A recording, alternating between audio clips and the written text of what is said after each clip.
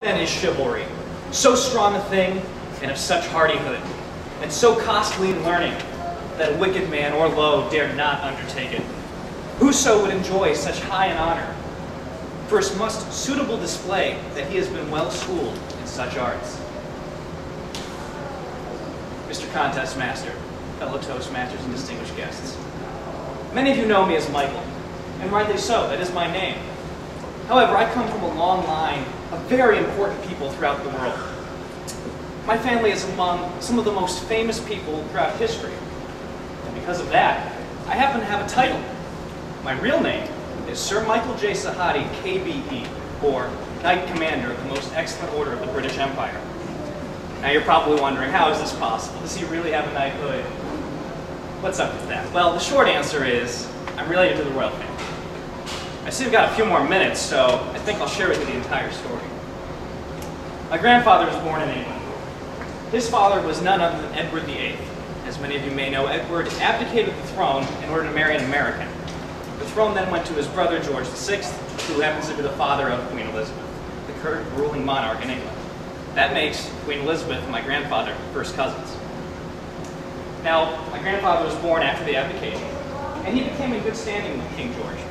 So much so that he had that uncle-nephew bond that the king bestowed upon him the title Earl of Richmond.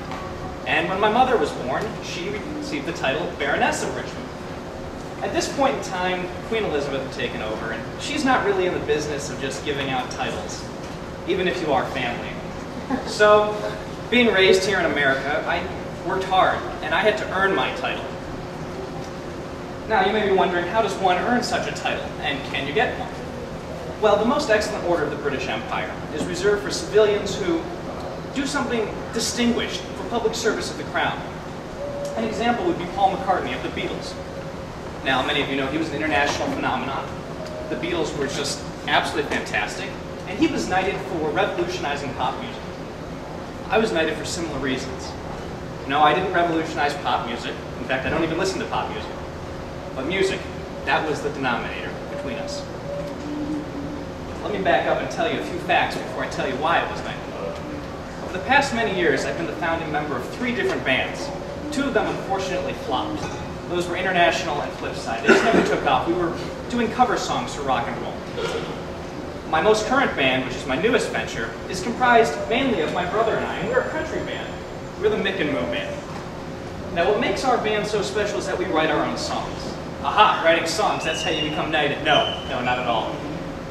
But what we write about, that's what got us knighted.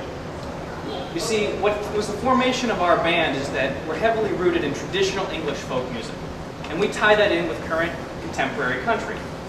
So we may be singing about songs from the 1700s and 1800s. However, we've got that slide guitar and that real twang that country has today. The Crown was so pleased with us promoting British culture throughout the world, but in a contemporary fashion, that we were knighted. That coupled with, I know, the Queen, makes it for a little easier than other people would. So what's so great about being a knight? Well, I can call myself Sir. I can sign KBE after my name. That's all fine and dandy. But living in America, that just isn't American. We're not into the whole royal thing. So I don't do that. However, what I do get to do, which is very exciting, is I get to attend the famous and the fabulous state occasions in England. How many of you watched the royal wedding in April? Yeah? Okay. Well, I was there. I sat 3 rows behind the Queen. Not only that, I happen to know Will and Harry pretty well. We grew up together, and we hang out on occasion when I go over there. And because of that, I got to go to some of the secret and private parties that happened after the wedding that weren't broadcast. And let me tell you, they were a lot of fun, but I won't get into details. This is a picture of us heading into one of them. This is myself, Will, and Kate. She's a lovely girl, if you ever get the chance to meet her.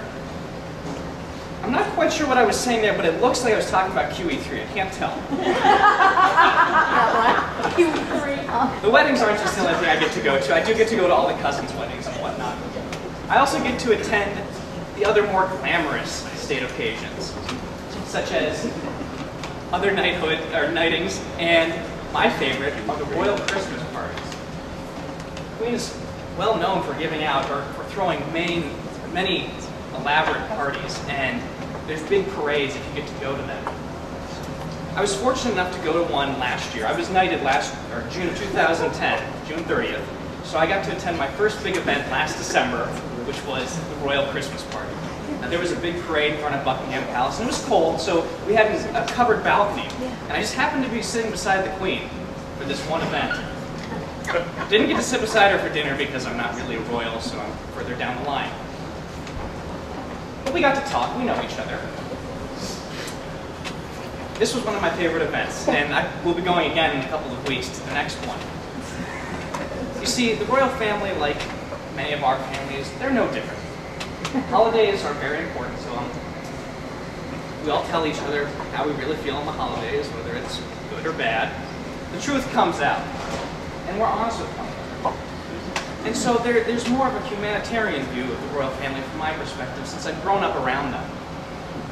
Part of the Christmas season, though, is about being honest, and that's something my family's big on. So I feel I should be honest with you tonight, that some of the story that I've just told you, a little bit of it is fabricated, just a little over the line. However, there are many truths to the story, but in the spirit of Christmas and everyone's imagination about Santa Claus and whatnot, I'll leave that to your imagination to figure out what is true about that story and what is not. And on that, I bid you all a very Merry Christmas and a very happy 2012.